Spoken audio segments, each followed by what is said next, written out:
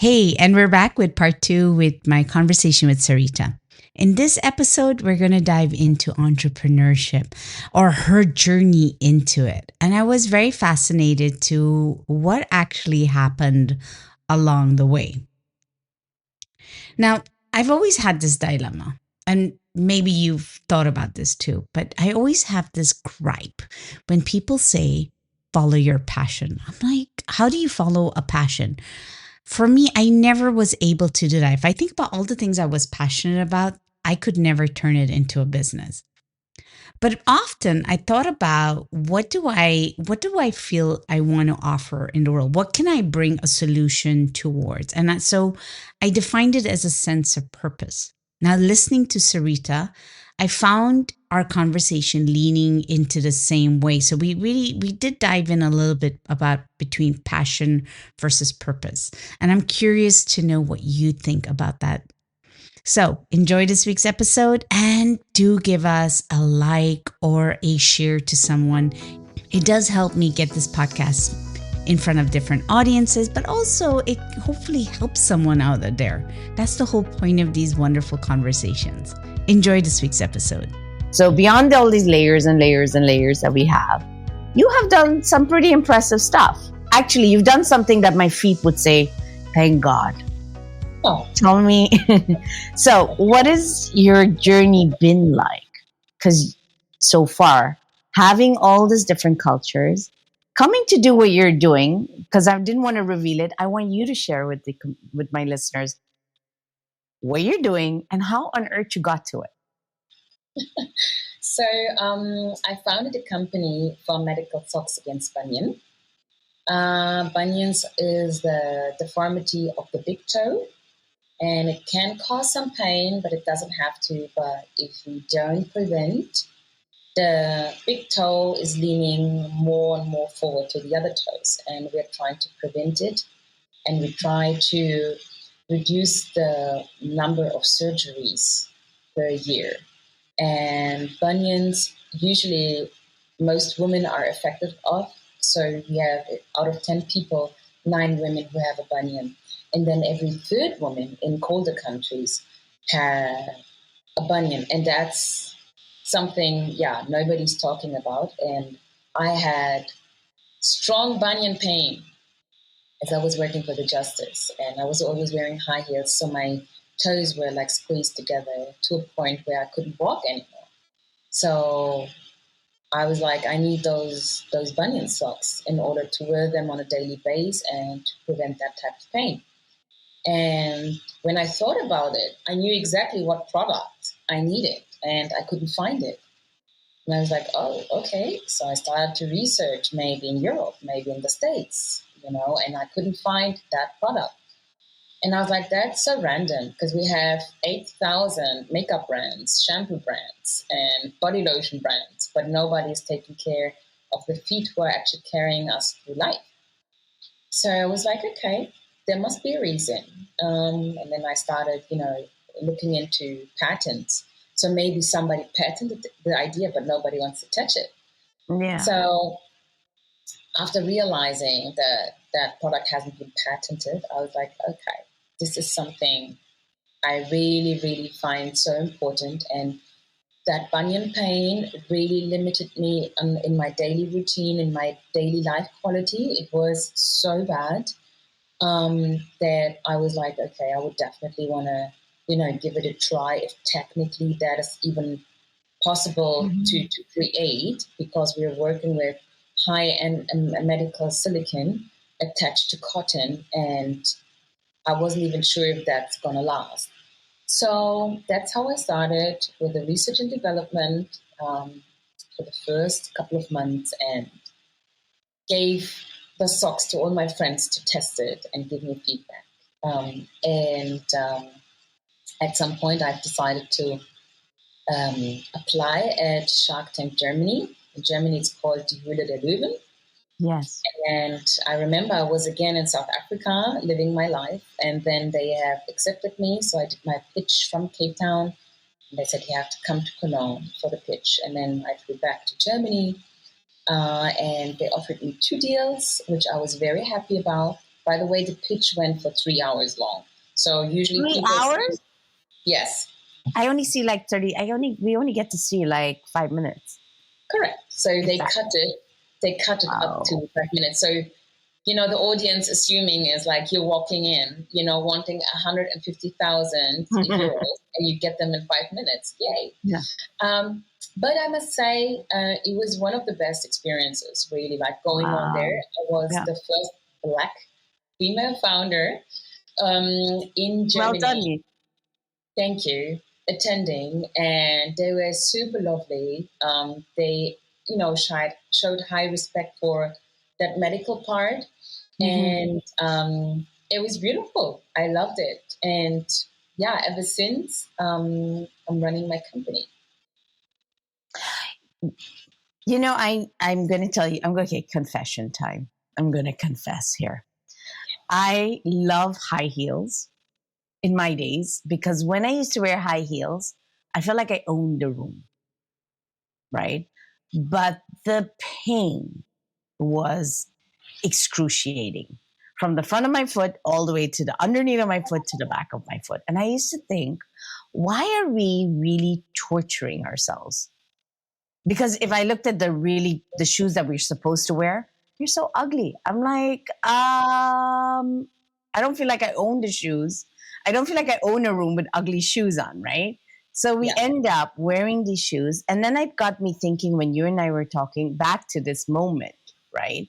Because I went to flats and I was like, if I'm going to go on stage now, it's just wear the shoes, get off the stage and put on my regular shoes, right?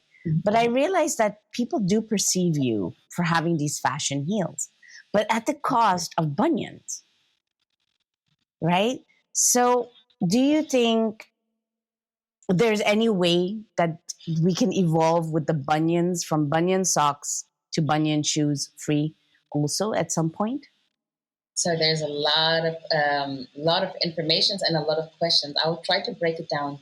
Yes, so first please. of all, the cause of bunions in the first place is inherited and not due to really? Yes. I didn't know that either because my pain came from high heels, right? Yeah. So you usually, as a woman or in general, you usually have a tendency already genetically. And then by wearing unhealthy shoes, that can also be flat shoes, there's also unhealthy flat shoes, you are supporting the bunion from outside. But I have clients who have worn their whole life Birkenstocks and have a bunion. I have teenagers of 11 years old who are too young for high heels who had already a bunion surgery. So in 90% of all cases, it's inherited. And then due to wearing unhealthy shoes, the deformity is getting supported. So even when I have clients who love high heels, I always try to find a middle way. So I always suggest, for example, my clients to wear those nice, beautiful, fashionable high heels. But then after, when they come home, to put on the bunion socks, which is the toe separator between the big and the second toe. And at least, even when you are on your sofa or in bed, whatever, to just move around a little bit with the big toes. So it's getting the idea back to moving back in its original position. Oh, so, I like that. Yeah, and then you have a little bit of, like a toe gymnastic, which is helping, the muscles to adjust to being back in the normal position. Yeah. Okay. So that's what I usually try to communicate. And then I have this wonderful, wonderful company in the UK I've been working on forever. We are actually planning a podcast next week. And we've been working together forever. And Jennifer has a bunion on both feet. She's a founder of Bunion Shoes in a modern way. Okay. So she's the exclusive distributor of Go Bunion in the UK, and it's the perfect product to combine with her shoes. Well, I think both are very good, but what I love what your Bunion socks is that even if I wear those lovely fashionable shoes that kill me, that I can still come out and then restore it afterwards by having them on leisurely in my house, which I would have never thought about. And I would do that. That's me. That's me going from I tortured myself and now I'm gonna untorture it. The key is what I started really doing is plateau. Try plateau shoes because they have in the front some higher layer and in the back. But in total, you're not having that type of how do you say? I only know the German word for that. But you're not walking in high heels like this, but you walk in high heels like this. You know, so maybe try a little bit about that plateau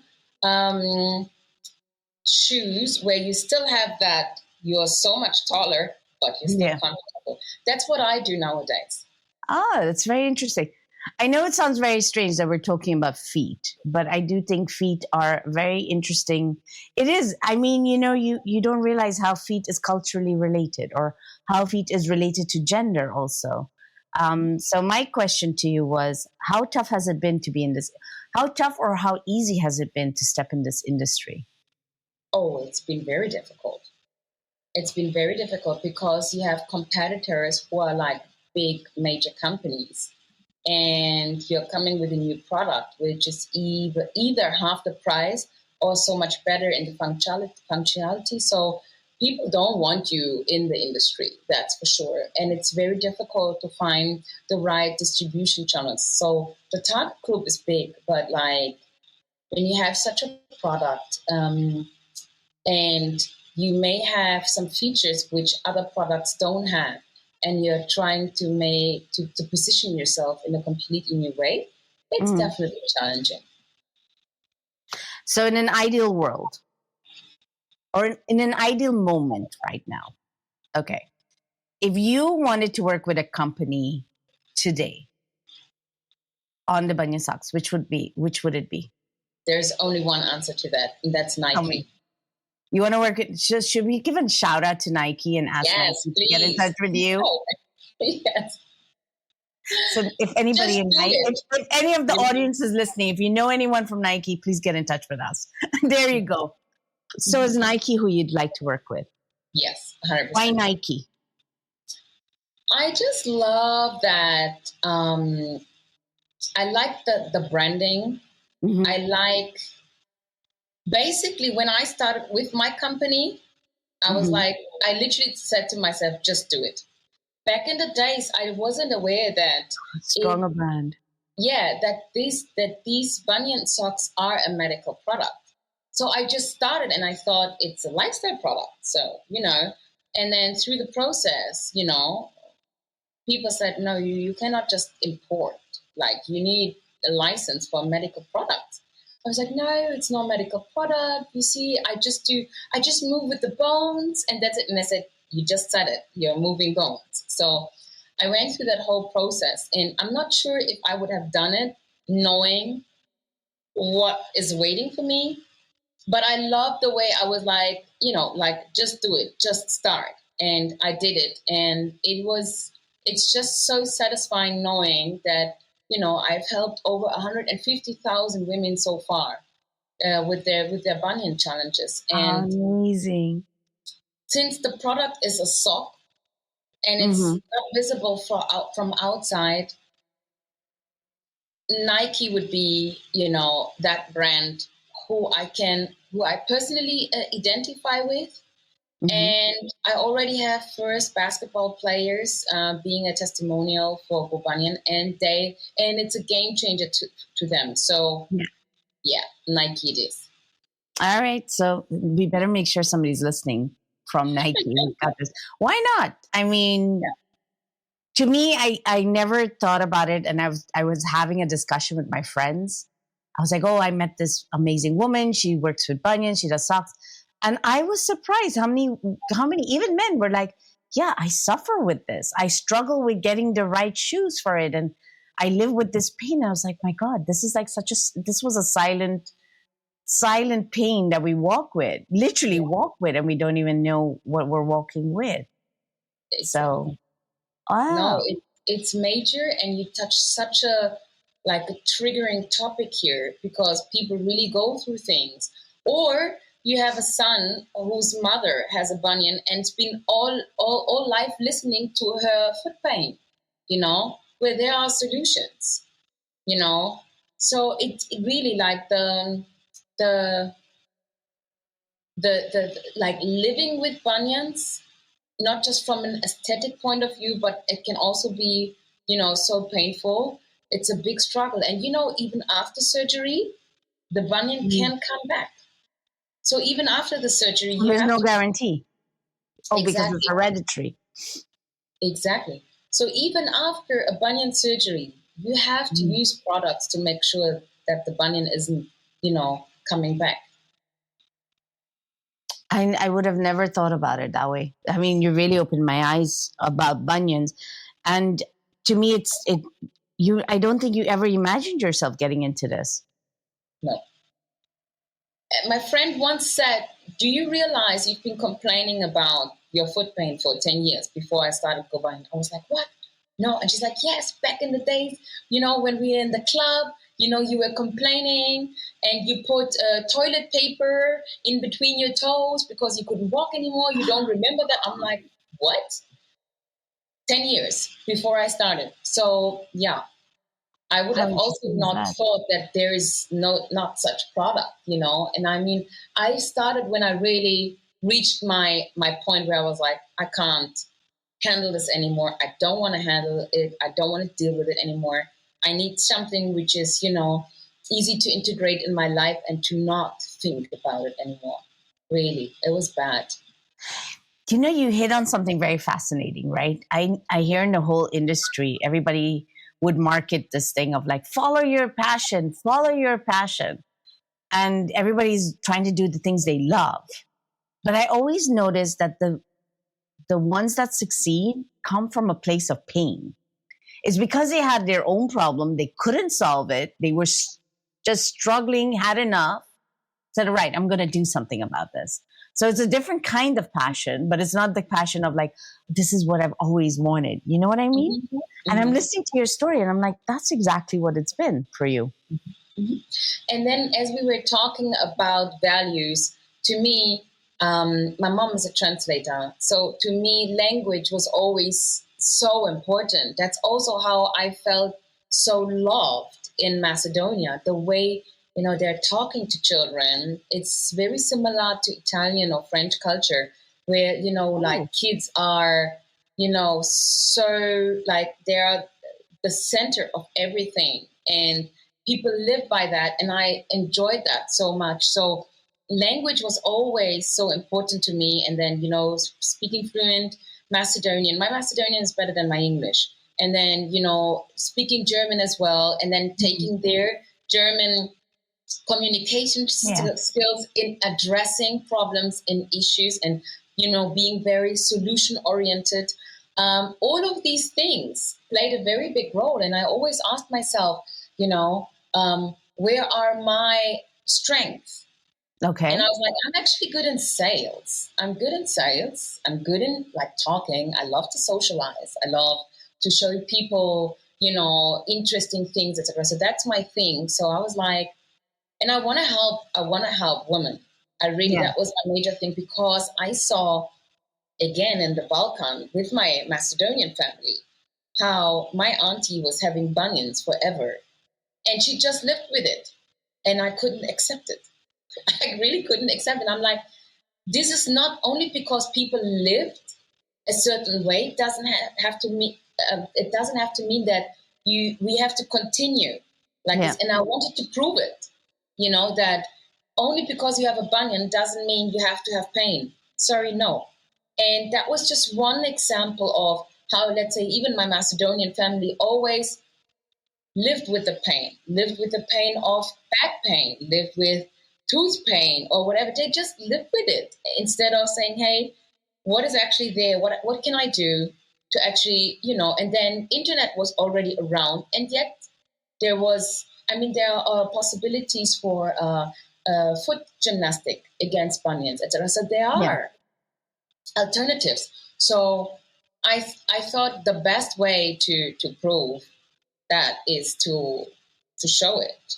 And I was, fortunate enough to enjoy good education in Germany, and also to be having the time and the space, especially with my partner back in the time. He was like, babe, you do you, I got your back if things go sideways. Don't you worry, do you?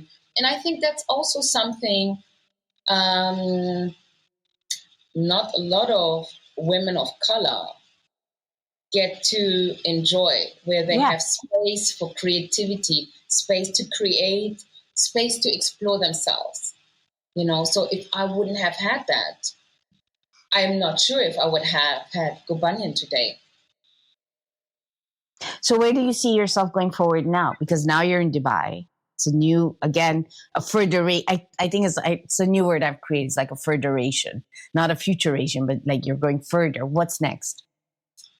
Well, my next step is to make sure to connect with the right companies to bring Bunion to the next level.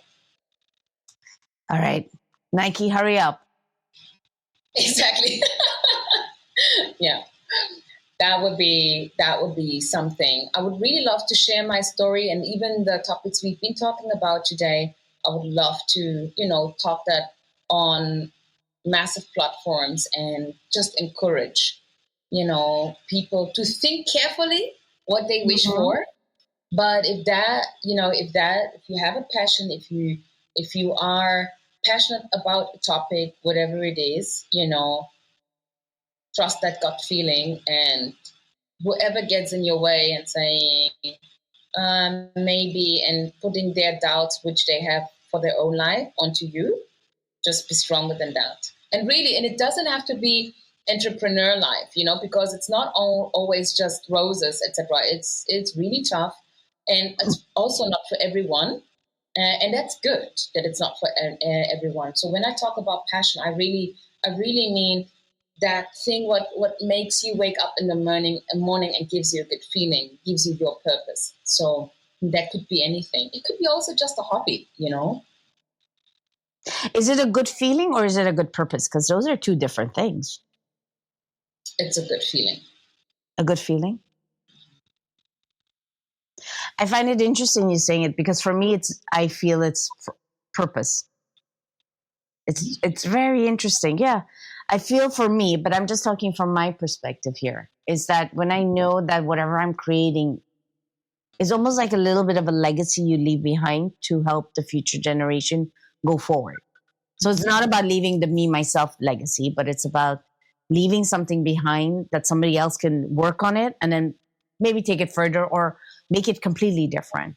And when I hear your story, it's pretty much a lot like that. So for me, it's not, I don't feel like you wake up with a good feeling. I feel you wake up with a very good purpose. Like, I got to do this, because you're talking about your aunt, you're talking about your experience, even you putting tissue between your toes. I'm like, that's painful. I mean, you're going to work. That's painful. That's not, I feel good about this, but then doing that, you're going to do something purposeful. And you're just not, you're working towards changing, but also for females. Because when you told me that women struggle more than the average, that men, it never struck me. I'm sitting in my complete ignorance when you had mentioned that to me. And I thought, okay, so everything comes together. Who you are as your personality, your strengths, your way of looking at solving things. All of this, you've unpacked it today. I don't know if you've seen that, but that's what I've seen so far. Thank you. I really love that. I would definitely think about that. I think what you have said with that purpose and legacy, I don't want to leave a legacy behind, because I have amazing people in my family who, like granddads, who build a lot. And to be honest with you, I feel like, what is that legacy to me? And whenever I think about that, it leaves me with a feeling of for what they did. Mm-hmm. And then if I did not know my granddad, it is definitely inspiring, but I am rather inspired by people of my surroundings and my environment rather than my granddad. So I question how a legacy built for the second, third, fourth generation, how big Mm-hmm. is my impact really on that? Speaking of now, and Mm-hmm. let's say being the first Black female solopreneur on Shark Tank Germany, and if, you know, I inspired or motivated women to at least think about, or give them a signal of everything is possible, that's beautiful. But it's But isn't not that a my, legacy, though? yes, maybe, but I don't do it for them. I did Yes, that in my, that part I understand. I Mhm, understand that if you start doing it for the word legacy, it's not legacy because then it mhm. becomes egotistical. But you're doing that's what I'm saying. The purpose that you're doing it for becomes a legacy without it needing the name legacy. Yeah, That's what I very refer well to. said. Yeah. Yeah, Mhm. that's where I think, and I see your trajectory as that. It's like you've not done anything intentionally for that. You just Yeah. said you saw problem and you're looking for solution. You saw problem, looking for the solution.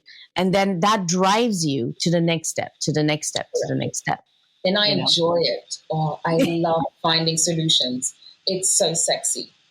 It's so sexy. Like I love, like, whew, it's like, give me more of that.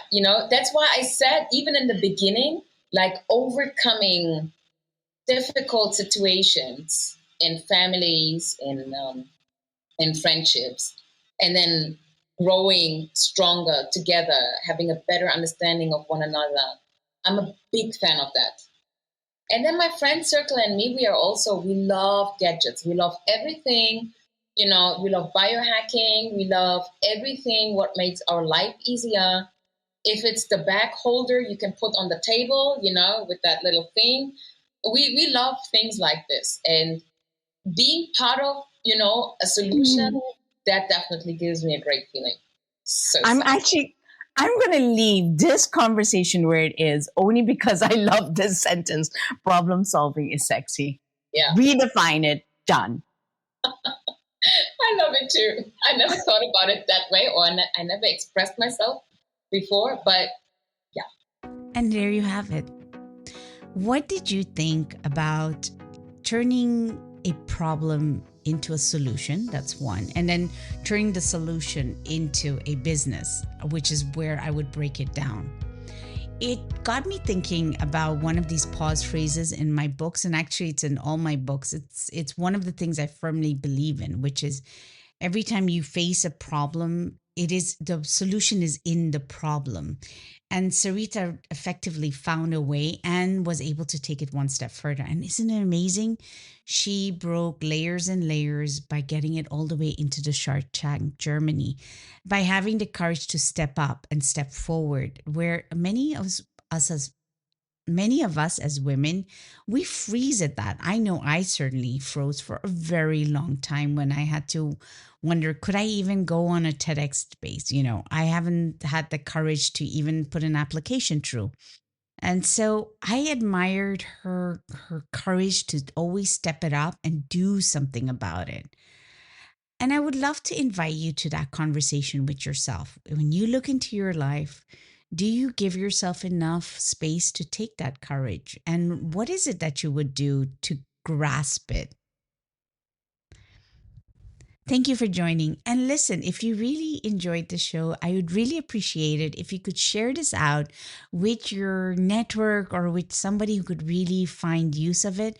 Not only does it help the podcast grow, but it also gives these guests an opportunity to be heard. For example, in Sarita's case, I would love for Nike to contact her and support her in there, and we can do this together. So do share this podcast out in your networks. I would really appreciate it and look forward to sharing with you next week's episode. Have a good one. Take care.